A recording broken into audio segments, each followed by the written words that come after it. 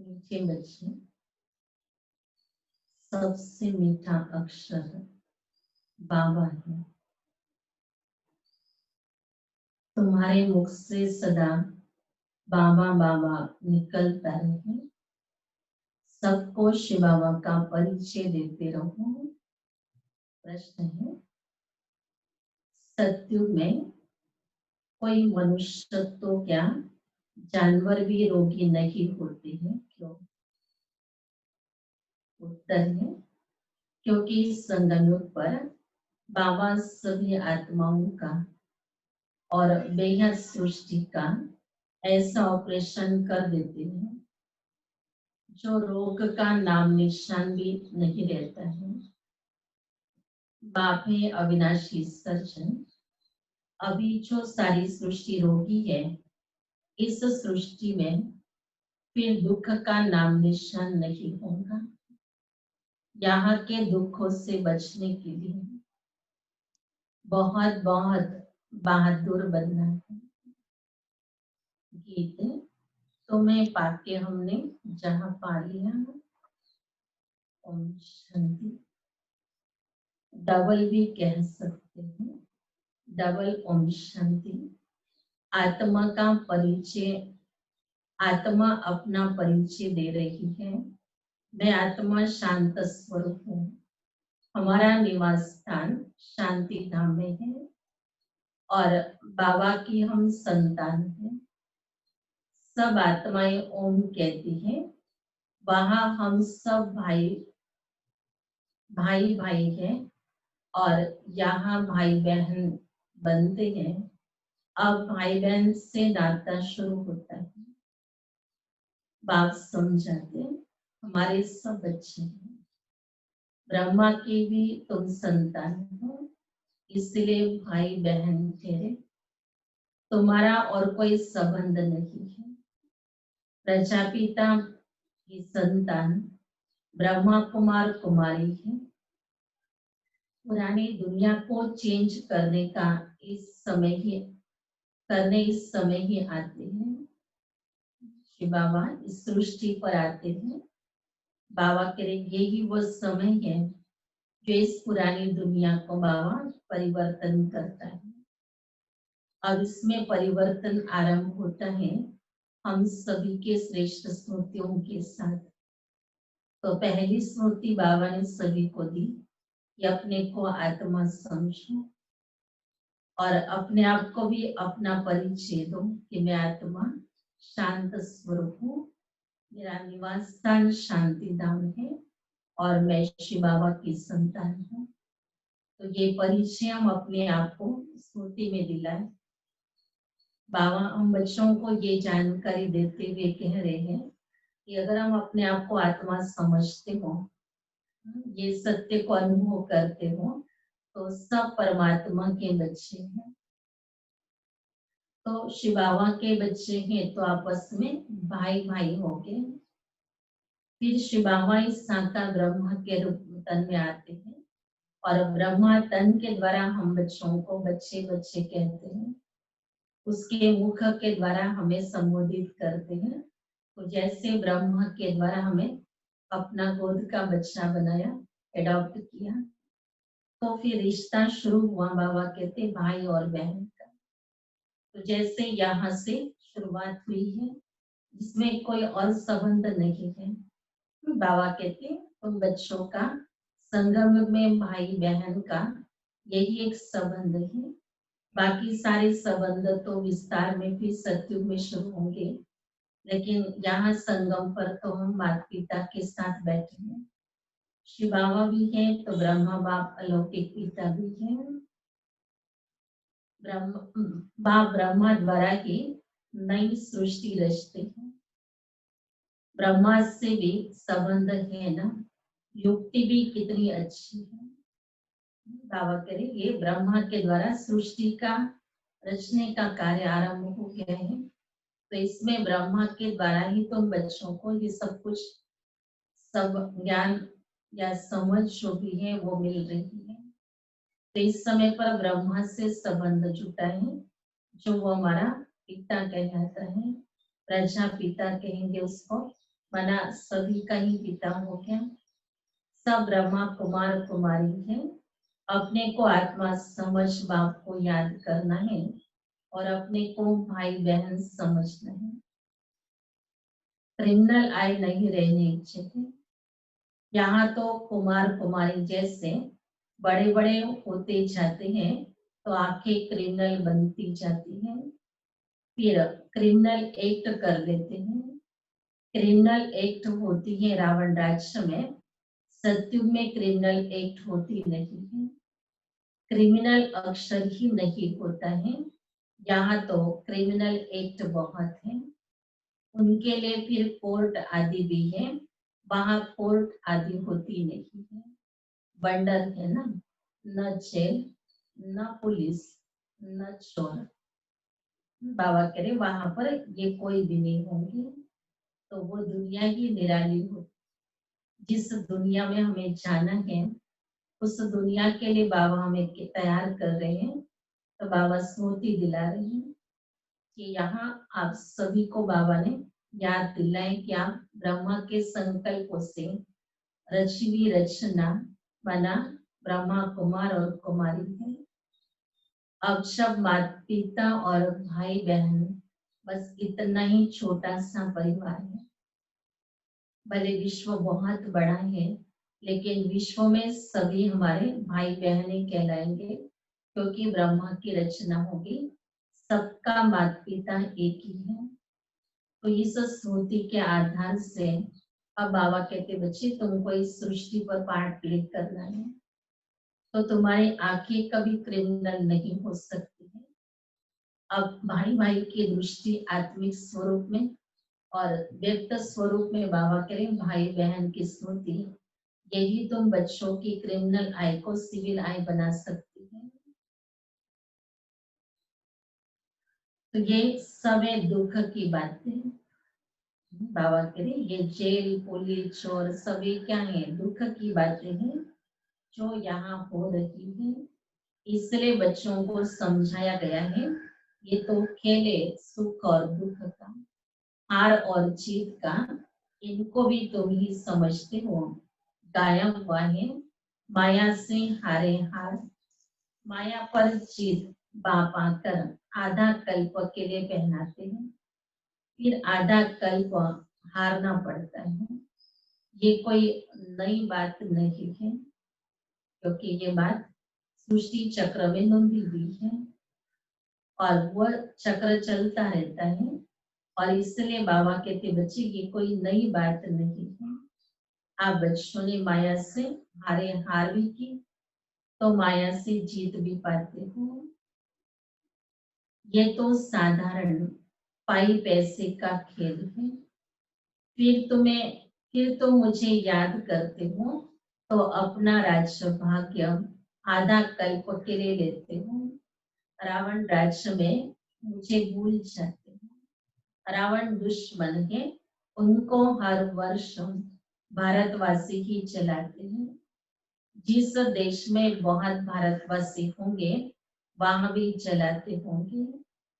कहेंगे ये भारतवासियों के धर्म का उत्सव है, दशहरा मनाते हैं, तो बच्चों को समझाना है, वह तो हद की बात है। रावण राज्य तो अभी सारे विश्व पर है, सिर्फ लंका पर नहीं, विश्व तो बहुत बड़ी है। बाप ने समझाया ये सृष्टि सारी सागर पर खड़ी है। मनुष्य कहते हैं नीचे एक बैल व गौ है, जिनके सिंह पर सृष्टि खड़ी है। फिर थक जाते हैं तो बदलते हैं। अब ये बात तो है ही नहीं, पृथ्वी तो पानी पर खड़ी है, चारों ओर पानी ही पानी है। तो अभी सारी दुनिया में रावण राज्य है। फिर राम अथवा ईश्वरीय राज्य स्थापन करने बाप को आना पड़ता है। सिर्फ ईश्वर कहने से भी कह देते हैं ईश्वर तो सर्वशक्तिमान है, सब कुछ कर सकते हैं। फालतू मेवा हो जाती, इतना लव नहीं रहता है। यहाँ ईश्वर को बाप कहा जाता है। बाबा कहने से वर्षा मिलने की बात हो जाती है। शिव बाबा कहते हैं हमेशा बाबा बाबा कहना चाहिए। ईश्वर व प्रभु आदि अक्षर भूल जाने चाहिए। बाबा ने कहा है मामेकम याद करो। प्रदर्शनी आदि में भी जब समझाते हो तो घड़ी घड़ी शिव बाबा का परिचय दो। शिव बाबा एक ही ऊंचे थे ऊंचे जिसको गॉड फादर कहा जाता है। मुसलमान अल्लाह कहते हैं। सुबह को 10 मिनट बैठकर कुरान का अर्थ करते हैं। ये अल्लाह मियाँ ने कहा है किसको दुख नहीं देना है। कुरान में ये जो बातें लिखी है बाबा कहते ये सवेरे उठ करके वो भी सुनाते हैं, याद करते हैं। ये नहीं करना चाहिए, क्या नहीं करना चाहिए वो उसमें सुनाया जाता है। ऐसे नहीं समझते कि बाबा ने कहा। बाबा अक्षर सबसे मीठा है। बाबा कहते वो कुरान पढ़ेंगे लेकिन अल्लाह मियाँ कहेंगे, बाबा नहीं कहेंगे। तो बाबा शब्द जो है बाबा कहते बच्चे बहुत मीठा लगता है। शिव बाबा मुख से निकलता है। मुख तो मनुष्य का ही होगा, गौ का मुख थोड़ी हो सकता है। तुम हो शिव शक्ति। तुम्हारे मुख कमल से ज्ञानामृत निकलता है। तुम्हारा नाम बालाकर ने गौमुख कह दिया है। गंगा के लिए भी ऐसे नहीं कहेंगे। मुख कमल से अमृत अभी निकलता है। ज्ञानामृत पिया तो फिर विष पी नहीं सकते हैं। अमृत पीने से तुम देवता बनते हो। अब मैं आया हूँ असुरों को देवता बनाने। तुम अभी दैवी संप्रदाय के बन रहे हो। संगम युग कब कैसे होता है ये भी किसको पता नहीं है। तुम जानते हो कि हम ब्रह्मा कुमार कुमारियां पुरुषोत्तम संगम युगी है। बाकी जो भी है सब कलयुगी है। तुम कितने थोड़े हो। बाबा को जानने वाले कितने थोड़े बच्चे हैं, गिन सकते हैं। लेकिन बाकी तो आम सारी दुनिया बाबा कहते बच्चे देखो तो बाबा को ढूंढ रही है। अब बाबा को हम जानते हैं तो हमें बाबा ये सेवा देता है कि देखो वो आत्माएं कितनी मेहनत कर रही है। कोई कहाँ जा रहा है। गौमुख पर जाकर के सोचते कि अमृत मिलेगा, लेकिन ये पता नहीं है कि परमात्मा आकर के मुख कमल के द्वारा हमें ज्ञान अमृत दे रहे हैं। अब ज्ञानामृत पीने के बाद, अमृत पीने के बाद बाबा के लिए विष पी नहीं सकते हैं। ये तो अमृत की वैल्यू जिसको है वो तो जरूर इसकी वैल्यू को समझेगा, तो विष ग्रहण नहीं करेगा। तो विष कहेंगे विकार को। तो बाबा कहते बच्चे अपने आप को नॉलेज के आधार से स्मृति स्वरूप बना देंगे कि मैं आत्मा शिव बाबा की संतान शुद्ध और पवित्र आत्मा हूँ। और ऐसे समझने वाले बहुत थोड़े बच्चे हैं। झाड़ की भी नॉलेज तुमको है। झाड़ पहले छोटा होता है फिर वृद्धि को पाता है। कितने इन्वेंशन निकालते हैं कि बच्चे पैदा कम कैसे हो, परंतु नर चाहत कुछ और भाई कुछ और की और। सबकी मृत्यु तो होनी ही है। अभी फसल बहुत अच्छी होगी, आई बरसात कितना नुकसान कर देती है। नेचुरल कैलेमिटीज को तो कोई समझ न सके। कोई बात का ठिकाना थोड़ी है। कहाँ फसल हो और बर्फ के ओले पड़ जाएं तो कितना नुकसान हो पड़ता है। बारिश न पड़ी तो भी नुकसान है। इनको कुदरती आपदाएं कहा जाता है। ये तो ढेर होने वाली है। इनसे बचने के लिए बहुत बहादुर होना चाहिए। कोई का ऑपरेशन होता है तो कई वो देख नहीं सकते हैं, देखते ही अनकॉन्शियस हो जाते हैं। अभी इस सारी चीची सृष्टि का ऑपरेशन होना है। बाप कहते मैं आकर सबका ऑपरेशन कराता हूँ। सारी सृष्टि रोगी है। अविनाशी सर्जन भी बाप का नाम है। वो सारे विश्व का ऑपरेशन कर रहे हैं, जो फिर विश्व में रहने वालों को कभी दुख नहीं होगा। कितना बड़ा सर्जन है शिव बाबा, बहुत बड़ा सर्जन है। और बाबा कहते देखो मैं बहुत बड़ा इस सृष्टि का ऑपरेशन कराता हूँ, अब इसमें तकलीफ तो होंगी। और बाबा कहते बच्चे आपको इसमें बहुत बहादुर बनना होगा। तो आत्माओं का भी ऑपरेशन, बेहद सृष्टि का भी ऑपरेशन करने वाला है। वहां मनुष्य तो क्या जानवर भी रोगी नहीं होते हैं। बाप समझाती है मेरा और बच्चों का पाठ क्या है। इसको कहते रचना के आदि मध्य अंत का ज्ञान जो तुम ही ले रही हो। बच्चों को पहले पहले तो बहुत खुशी होनी चाहिए। इतना ज्ञान सुनने के बाद बाबा कह रहे तुम्हें बहुत खुशी होनी चाहिए। इस समय पर हम बच्चों के लिए बाबा बेहद का सर्जन बना हुआ है, बेहद सृष्टि का ऑपरेशन करा रहा है। अब ये बातें हमारे हम बच्चों के खुशी इसलिए दिलाती है क्योंकि ऑपरेशन के बाद दुख खत्म हो जाएगा। शरीर का भी ऑपरेशन करते तो जो होने वाली तकलीफ होती है फिर आगे के लिए वो बंद हो जाती है। तो बाबा भी कहता है कि ये जो तकलीफ है थोड़े समय बच्चों को सहन करनी होगी, क्योंकि हम इसी दुनिया में बैठे हैं, दुनिया अलग नहीं है। अगर इस दुनिया में कोई आपदाएं आती है तो उसका सामना तो हर एक को करना ही पड़ेगा। तो बाकी फर्क इतना ही है कि हम इस स्थिति को अच्छी तरह से समझते हैं कि ये सब परिस्थितियां ऐसी क्यों आ रही, प्रकृति के प्रकोप भी क्यों हो रहे हैं, क्योंकि इस तमो प्रधान संसार को भी परिवर्तन होना है। इतने वर्षों से बाबा ने बैठ करके सब बच्चों को बहुत प्यार से समझाया, बच्चे अपना पुरुषार्थ कर लो। लेकिन फिर भी अगर बच्चों ने नहीं किया है तो बाबा फिर भी उसके लिए इशारा तो देता है। जैसे बीच बीच में कोई ऐसी सीन आ जाती है तो बाबा कई बार कहते थे बच्चे ये तो रियल सर है। कभी थोड़ी आंधी तूफान आ गया, कुछ हो गया, या कोई ऐसी घटनाएं आपघाती हो गई, बाबा कहते थे बच्चे ये तो रियल सर है, ये बॉम्ब्स पड़ा ये तो रियल सर है, लेकिन अभी तो रियल होने वाला है। लेकिन समय को देखते हुए लग रहा है कि अभी तो रियल होने का समय चल रहा है, रिहर्सल का टाइम पूरा हो गया है। तो इसलिए ये सारे प्रकृति के प्रकोप आदि सब जो बाबा कहते बच्चे आपको सहन करने पड़ेंगे, आपको बहादुर इसमें रहना पड़ेगा।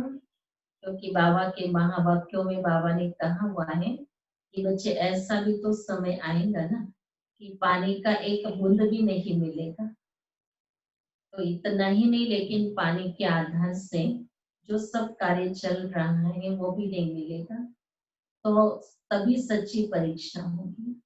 अभी तो थोड़ा पानी नहीं आता है तो सोचते हैं कि आज नल में पानी नहीं आया, लेकिन बाबा ने कहा ये कोई परीक्षा थोड़ी है, परीक्षा तो भी आने वाली है। लेकिन अब इतनी सी बात को पेपर समझकर, परीक्षा समझकर हम अपने पुरुषार्थ में ढीले हो जाते हैं, लेकिन आगे तो बहुत बड़ा पेपर आने वाला है। इसलिए बाबा कहते बच्चे ये तो कुछ भी नहीं, अभी रियल तो होने वाला है। तो वो रियल के समय से अभी हम गुजर रहे हैं, इसलिए हमें भी अपने आप को देखना है कि मेरी ओरिजिनल रियल स्थिति कौन सी है, उस स्थिति में मेरे को स्थित होना है। नहीं तो बहुत दुख उठाना पड़ेगा। अगर दुखों से मुक्त रहना है तो इसके लिए ये अभ्यास की आवश्यकता है। आज सदगुरुवार है, हमेशा सत बोलना चाहिए। बाबा ये भी मीठी शिक्षा बच्चों को दे रहे हैं। 5 पैसे की छोटी सी बात के लिए झूठ बोल करके अपना पाप का हिसाब बना लेते हैं और दंड बहुत बड़ा पा लेते हैं। बात तो 5 पैसे की थी, कोई बड़ी बात नहीं थी जिसके लिए इतना झूठ बोलने की जरूरत थी, लेकिन झूठ बोला और अपना हिसाब बना लिया पदम गुणा सच्चा का। तो इसलिए बाबा कहते बच्चे तुम्हें तो भगवान के साथ चल रहे हो ना, तो तुम्हें सदैव सच बोलना है, क्योंकि उसको सच पसंद है।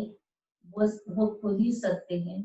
तो सत्य का संग हम बच्चों ने अपने आप को दिलाया है, तो ये संभाल अपने आप की जरूर करनी है कि मेरे साथ कौन है।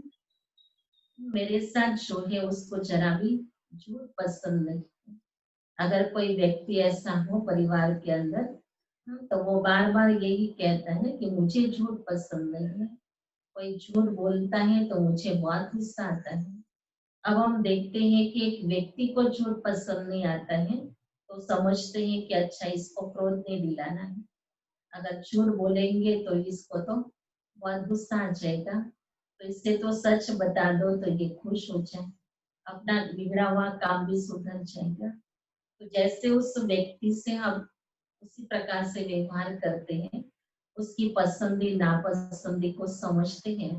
लेकिन अब ईश्वर को हमने अपना साथी बना लिया है। अब ईश्वर को क्या पसंद है, अगर उसको जो पसंद नहीं है वो करते हैं और उसके साथ में रहना चाहते हैं, तो ये साथ वो निभाएगा नहीं। हमें बाबा के साथ का वो अनुभव नहीं हो सकेगा। तो जिसके साथ हमको रहना है उसको अच्छी तरह से समझना है। तो हम बाबा के साथ रहना चाहते हैं। संगम युग पर बाबा ही हमारे लिए परम धाम से आकर के साथ दे रहे हैं। ऐसा समय आ चुका है कि अभी कोई भी व्यक्ति को साथ देने में असमर्थ है। ऐसे समय पर बाबा कहते बाबा का साथ ले लो, और ये बाबा का साथ लेने का ज्ञान भी बाबा ही खुद देता है कि कैसे बाबा को अपना साथी बना लेना है। तो एक बात बाबा अंडरलाइन करा रहे हैं कि बच्चे सदैव सत्य ही बोलना है। व्यापार में भी कहते हैं ना, सत्य बोलो, ठगी की बात नहीं करो। फिर भी लोभ में आकर के कुछ जास्ती दाम बताकर सौदा कर देंगे। लोग की रुचि कैसे धंधे में काम करती है। पहले आपकी मेहनत है, मेहनत का कुछ दाम आप ले रहे हो, लेकिन वो भी दाम कितना ले सकते हैं उसका भी तो कोई अंदाज होता है, उसका कोई हिसाब होता है। लेकिन लूटने के हिसाब से अगर कोई धंधा कर रहा है, तो बाबा कहते बच्चे वो धंधा भी सुख का धन प्राप्त नहीं कराएगा, वह धन भी फिर दुख देगा।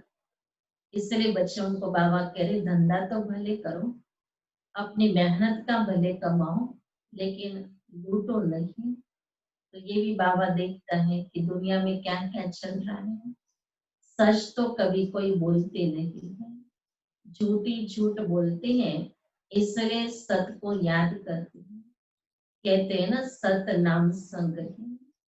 अभी तुम जानते हो बाबा जो सत्य है वही संग चलेंगे हम आत्माओं के।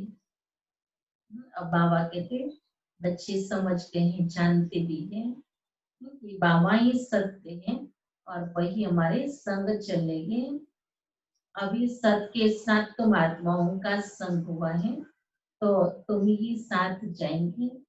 तुम बच्चे जानते हो शिव बाबा आया हुआ है, जिसको ट्रुथ कहा जाता है, वही आत्माओं को पवित्र बनाकर साथ ले जाएंगे। एक ही बार शिव बाबा आता है तो एक ही बार सभी को ले जाएगा। आया है तो लेके जाने के लिए आया है। कहते हैं तुम सब ब्राइड्स हो, मैं हूँ ब्राइड ग्रूम। तुम सब आशिक हो, मैं हूँ माशूक। माशूक एक ही होता है। तुम आधा कल्प से मुझ माशूक के आशिक हो।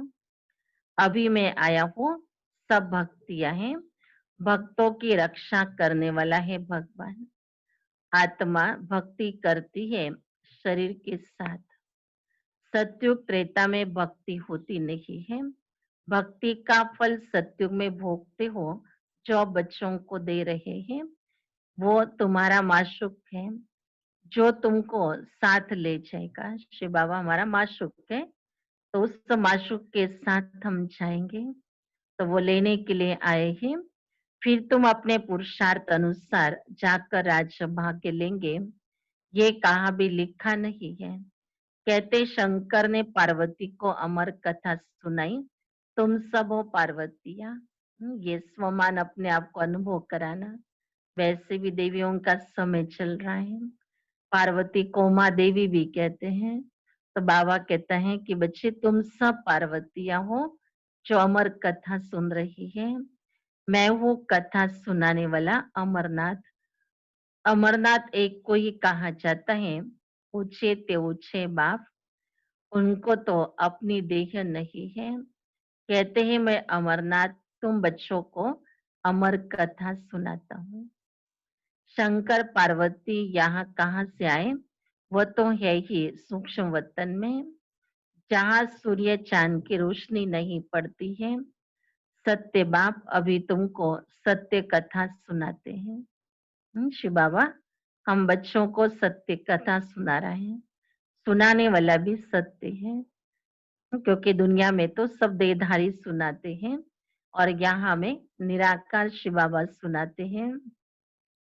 बाप बिगर सच्ची कथा कोई सुना न सके, ये भी समझते हो विनाश होने में टाइम लगता है। बाबा कह रहे ये बच्चे जानते अभी कितनी बड़ी दुनिया है, कितने ढेर मकान आदि गिरकर खत्म होंगे, अर्थक्वेक में कितना नुकसान होता है, कितने मरते हैं, बाकी तुम्हारा छोटा झाड़ होगा, दिल्ली परिस्तान बन जाएंगी। एक ही परिस्तान में लक्ष्मी नारायण का राज्य चलता है, कितने बड़े बड़े महल बनते होंगे, बेहद की जागीर मिलती है, तुमको कुछ खर्चा नहीं करना पड़ता है। इतना सब कुछ मिलेगा। पूरी बाबा करे दुनिया ही आपको परिस्तान के रूप में मिलेगी। वे दिल्ली परिस्तान होंगी, लक्ष्मी नारायण का राज्य होगा, बड़े बड़े महल होंगे बच्चों के। लेकिन बाबा कहते हैं आपको इसके लिए कुछ खर्चा थोड़ी करना पड़ता है। बाप कहते इनके अर्थात ब्रह्मा की लाइफ में ही कितना सस्ता अनाज था, तो सतयुग में कितना सस्ता होगा। दिल्ली जितने तो एक एक के घर और जमीन आदि होंगी। मीठी नदियों पर तुम्हारा राज्य चलेगा, एक एक को क्या नहीं होगा। बाबा कहते हैं बच्चों को बाबा क्या नहीं देगा, सब कुछ देगा।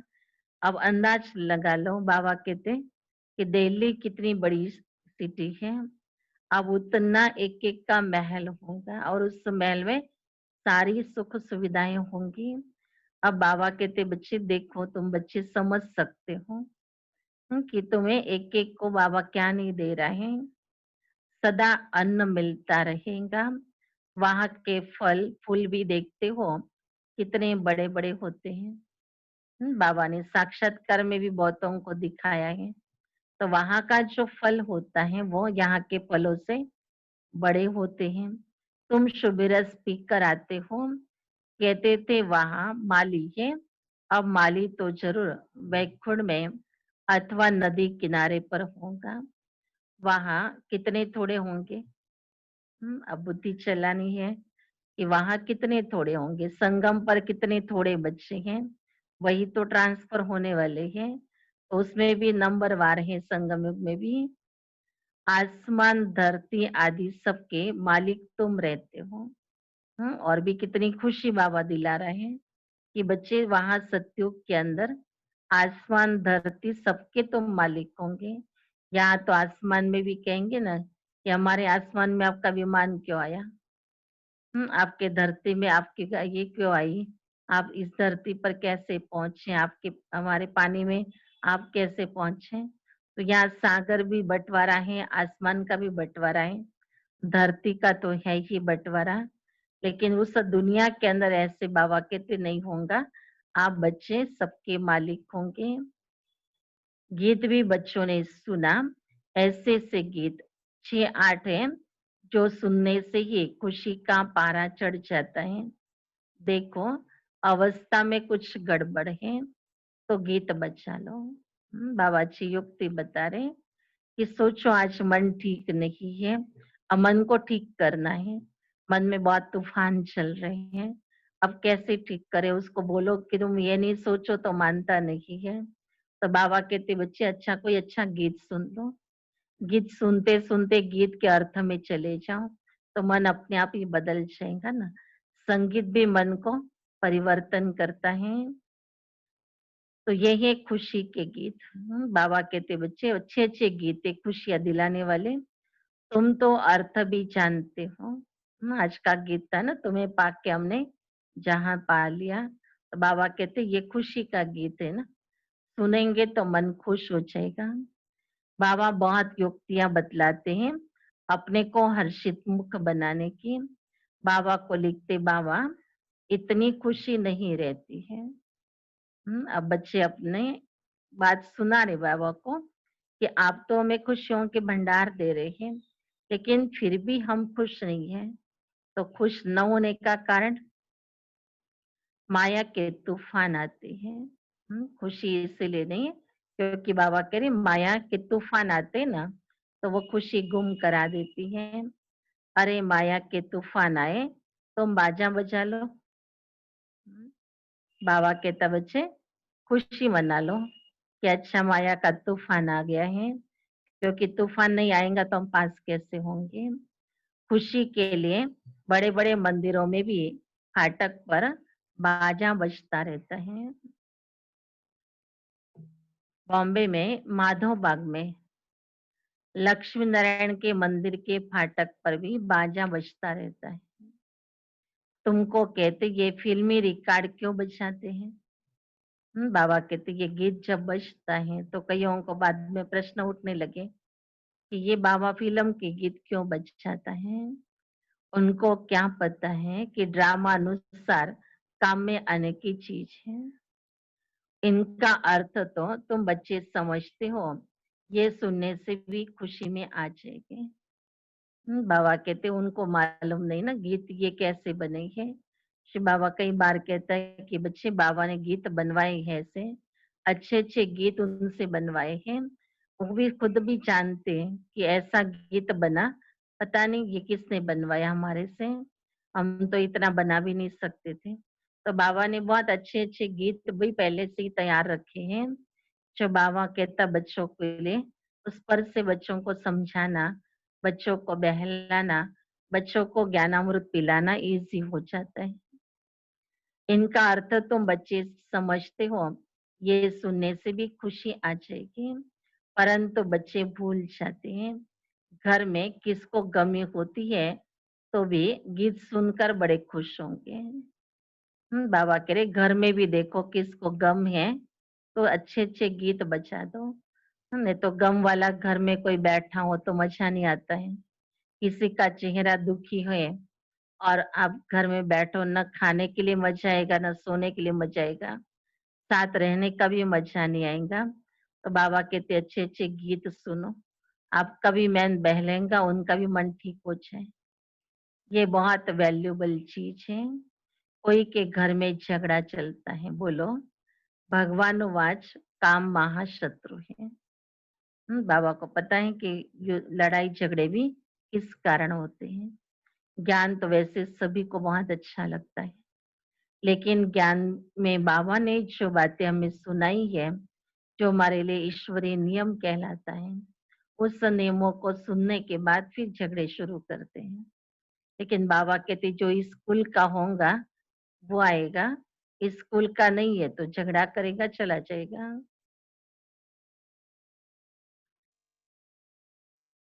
तो बोलो भगवान वाच काम महाशत्रु है, इन पर जीत पाने से हम विश्व के मालिक बनेंगे, फिर फूलों की वर्षा होंगी, जय जयकार हो जाएगी।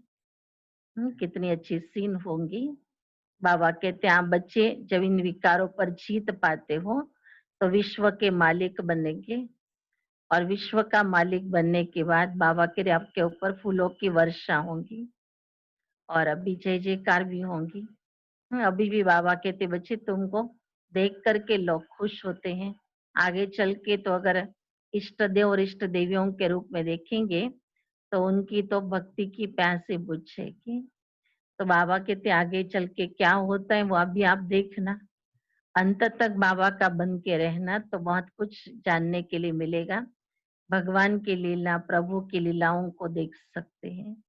वो लोग तो रामलीला करेंगे, कृष्ण लीला करेंगे, लेकिन ये शिव लीला को हम देख रहे हैं।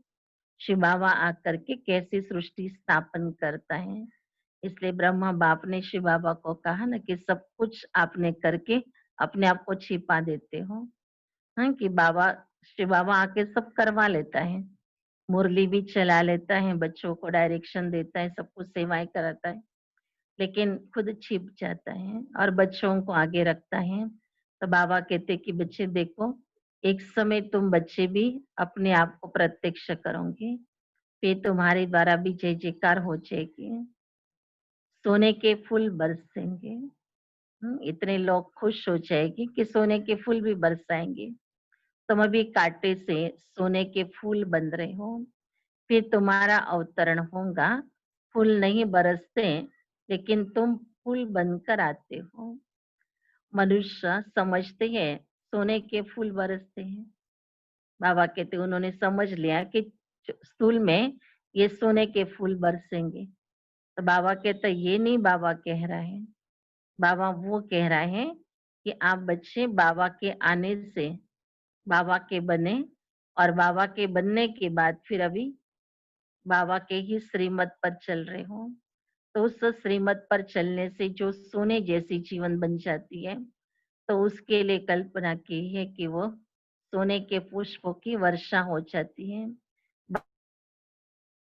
रोज प्यार करता है, रोज स्नेह के पुष्पों से हमें स्वागत करता है। तो बाबा तो रोज फूलों की वर्षा कर ही रहा है, लेकिन ये जो खातिरी करने के हिसाब से कोई सोने के फूल वर्षा करते हैं, तो बाबा कह रहे ऐसा भी समय आएगा कि लोग समझेंगे तो सोने का फूलों का वर्षा भी आपके ऊपर करेंगे। खुशी के मारे इतनी खातिरी की, सच्चे सच्चे सोने के बनाए। बाबा कहते, बाबा कहानी सुना रहे हैं कि एक राजकुमार विलायत में गया, वहां पार्टी दी थी, उनके लिए सोने के फूल बनवाए, सबके ऊपर वर्षा की। खुशी के मारे इतनी खातिरी की, सच्चे सच्चे सोने के बनाए। बाबा उनकी स्टेट आदि को भी अच्छी रीति जानते हैं। बाबा कहते बाबा उस राजकुमार को अच्छी तरह से जानते थे। वास्तव में तुम फूल बनकर आते हो, सोने के फूल तुम ऊपर से उतरते हो। बाबा कहता अभी तुम खुद ही ऐसे सोने के फूल बन जाते हो, और आप बच्चे सोने के फूल फिर धरा पर उतरेंगे, देवी देवताओं के रूप में, प्रिंस प्रिंसेस के रूप में। तुम बच्चों को कितनी लॉटरी मिली है विश्व के बादशाह की। जैसे लौकिक बाप बच्चों को कहते हैं तुम्हारे लिए ये लाया हूं, तो बच्चे कितने खुश होते हैं। कि बाबा कहते देखो लौकिक में भी बाप कहीं जाता है, तो बच्चे इसलिए बाप को याद करते हैं क्योंकि वो कुछ उनके लिए लेकर के आएगा। अब बाप तो बच्चों के प्यार में उनको जितना बच्चों को खुश रखना होता है वही कोशिश करते हैं।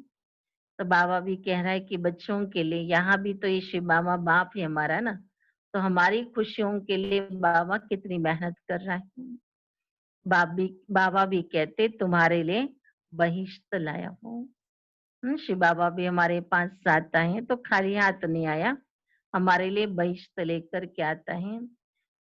तुम वहां राज्य करोगे, कितनी खुशी होनी चाहिए। शिव बाबा का कोई को छोटी सौगात देते तो कहते बाबा आप तो हमको विश्व की बादशाही देते हो, ये सौगात क्या करें। अभी स्थूल चीज की सौगात जो अगर मिलती है बाबा से, तो बच्चे कहते बाबा आप तो मुझे सौगात दे ही दिया ना, इतनी बड़ी स्वर्ग की बादशाही की सौगात देते हो, तो उसके आगे ये सब चीजें तो कुछ भी नहीं है। अरे शिव बाबा की यादगार साथ रहेगी, तो शिव बाबा की भी याद रहेगी और तुमको पदम मिल जाएगा। ये युक्ति बाबा बता रहा है। कि बल बच्चों को भविष्य में बाबा बहुत कुछ देने वाला है। बाबा कह रहे फूलों की, सोने के फूलों की तुम्हें वर्षा भी कराऊंगा, माना सब कुछ प्राप्ति, सब कुछ प्रारब्ध के रूप में बाबा देने वाला है। फिर बच्चे कहते बाबा अभी ये सौगात की क्या आवश्यकता है, आप तो हमें भविष्य में बहुत देने वाले हैं। तो बाबा उस सौगात का अर्थ महत्व समझा रहा है कि ये सौगात संगम युग पर शिव बाबा देता है। वैसे शिव बाबा सतयुग में तो आएगा ही नहीं हमें देने के लिए। तो अभी संगम पर बाबा के साथ हम रहते हैं। बाबा हमको इतना प्यार करता है, बच्चों को सौगात दे के टोली खिला के बच्चों की खातिरी करता है। तो बाबा कहते बच्ची जितना समय तुम बच्चे वो चीज को यूज करोगे ना, उतना समय तुमको बाबा याद रहेगा, तो तुम्हारी पदम गुणा कमाई हो जाएगी। तो ये युक्ति है बाबा की। अच्छा, मीठे मीठे सिखला दे बच्चों प्रति माता पिता बाप दादा का याद प्यार और गुड मॉर्निंग। रूहानी बाप के रूहानी बच्चों को नमस्ते। रूहानी बच्चों की रूहानी बाप दादा को याद प्यार और गुड मॉर्निंग। फिर चले अभी धारणा की ओर। तो धारणा के लिए मुख्य सार है, अपने बुद्धि में भी कौन सी बातें आ रही है वो भी देखना कि आज कौन सा संकल्प आता कि ये धारणा करनी है, ये बात अपनानी है। और फिर सार में हमें 2 पॉइंट्स मिलते हैं। पहली पॉइंट से सत के संग वापस जाना है, इसलिए सदा सच्चा होकर रहना है, कभी भी झूठ नहीं बोलना है। बाबा कहते बच्चे कभी झूठ नहीं बोलना, ये अंडरलाइन कर लेना कि अभी तक जो बीता सो बीता, लेकिन आज बाबा हमें वापस समझा रहा है कि बच्चे दे अभिमान में आकर के कभी झूठ नहीं बोलना। दूसरा, हम ब्रह्मा बाबा के बच्चे हैं, आपस में भाई बहन हैं, इसलिए कोई भी क्रिमिनल एक्ट नहीं करनी है। भाई भाई और भाई बहन के सिवाय और किसी संबंध का भान न रहे। संगम पर बाबा कहते बस इतनी स्मृति रखो। वरदान है, लोक पसंद सभा के टिकट बुक करने वाले राज्य सिंहासन अधिकारी भव। बाबा कह रहे अभी से अपना टिकट बुक कर लो। और लोक पसंद सभा के टिकट बुक करने वाले राज्य सिंहासन अधिकारी भव। कोई भी संकल्प या विचार करते हो तो पहले चेक करो कि ये विचार व संकल्प बाप पसंद है। जो बाप पसंद है वो लोग पसंद स्वतः ही बन जाता है। लोगों के पसंद के हिसाब से नहीं चलना है, लेकिन बाबा को क्या पसंद है उस हिसाब से चलो। बाबा कह रहे अपने आप तुम प्रभु पसंद बनने से लोग पसंद बन ही जाओगे। यदि किसी भी संकल्प में स्वार्थ है तो मन पसंद कहेंगे, और विश्व कल्याण अर्थ है तो लोग पसंद व प्रभु पसंद कहेंगे। लोग पसंद सभा के मेंबर बनना है ना, अर्थात लॉ एंड ऑर्डर का राज्य अधिकार और राज्य सिंहासन प्राप्त कर लेना है। स्लोगन है, परमात्म साथ का अनुभव करो तो सब कुछ सहज अनुभव करते हुए सेफ रहेंगे। ये बाबा ने हम बच्चों को युक्ति बताई है, परमात्म साथ का अनुभव करो तो सब कुछ सहज अनुभव करते हुए सेफ हो जाएंगे।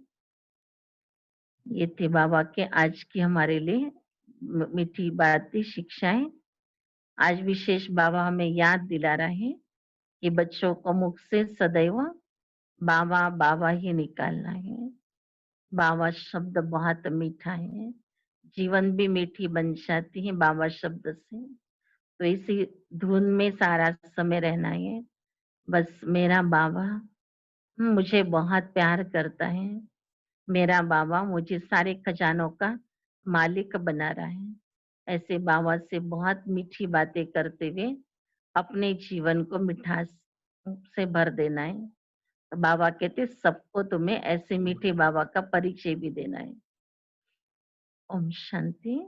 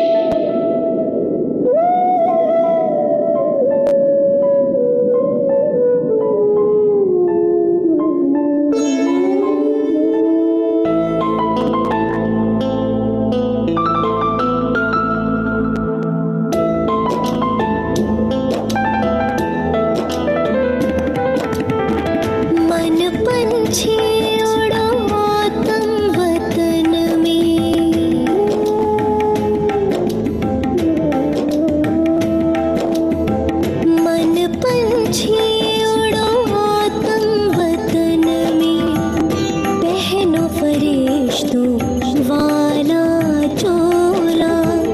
मन मना भव मामे कम के तार, मन मना भव मामे कम के तार।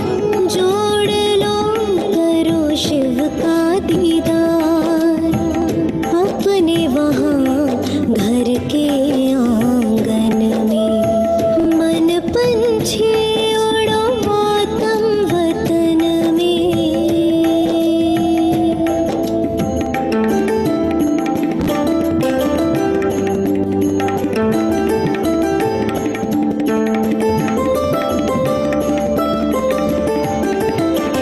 हाथों में अमृत की प्याली, फूलों से सजी हो भोग की थाली।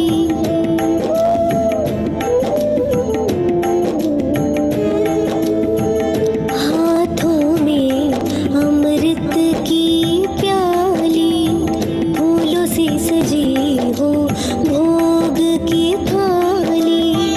आज मना सतगुरुवार, आज मना सतगुरुवार। जाओ नील गगन के पार, बैठे लिए वो इंतजार अखियन में, बैठे लिए वो इंतजार अखियन में। मन पंछी हो।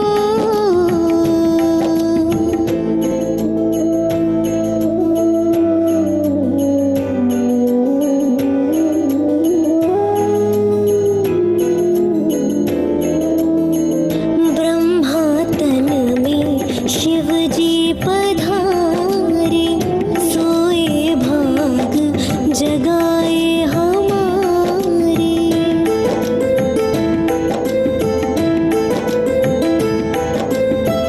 ब्रह्मा तन में शिव जी पधारे, सोए भाग जगाए हमारे। सागर है वो खोले अमृत का द्वार, सागर है वो खोले अमृत का द्वार।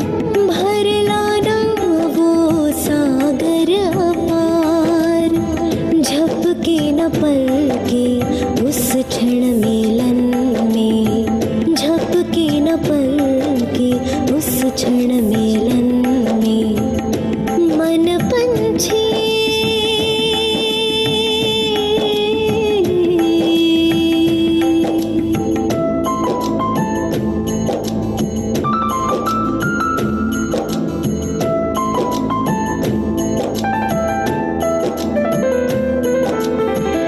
ले जाओ तुम यादें हमारी, कहना महक रही फुलवारी।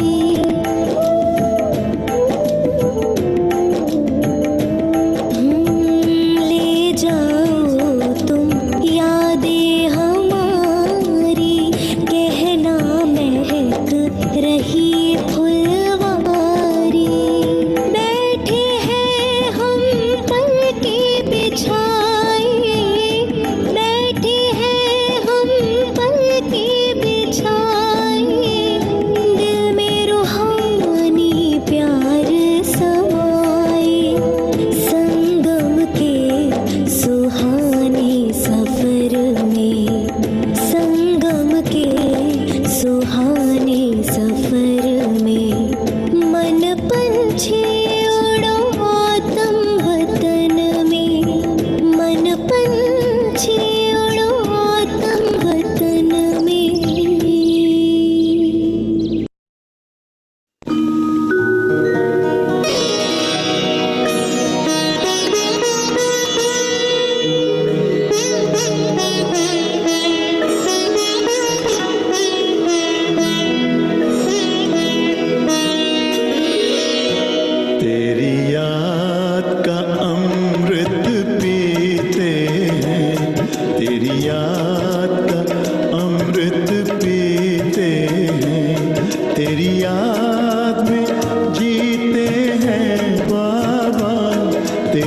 याद में जीते हैं बाबा, तेरी याद का अमृत पीते हैं, तेरी याद का अमृत पीते हैं।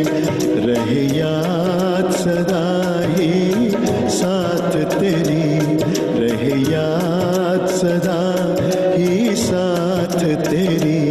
बस और न हम कुछ चाहेंगे, बस और न हम कुछ चाहेंगे, तेरी याद का अमृत पीते हैं, तेरी याद का अमृत पीते हैं।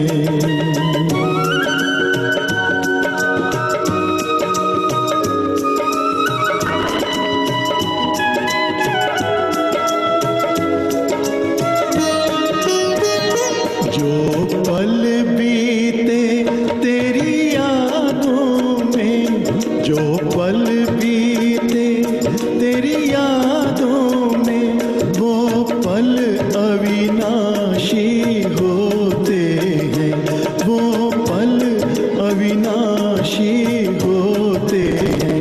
हर पल को सफल बना देंगे, हर पल को सफल बना देंगे, तेरी याद कभी ना छोड़ेंगे, तेरी याद कभी ना छोड़ेंगे। तेरी याद का अमृत पीते हैं, तेरी याद का अमृत पीते हैं।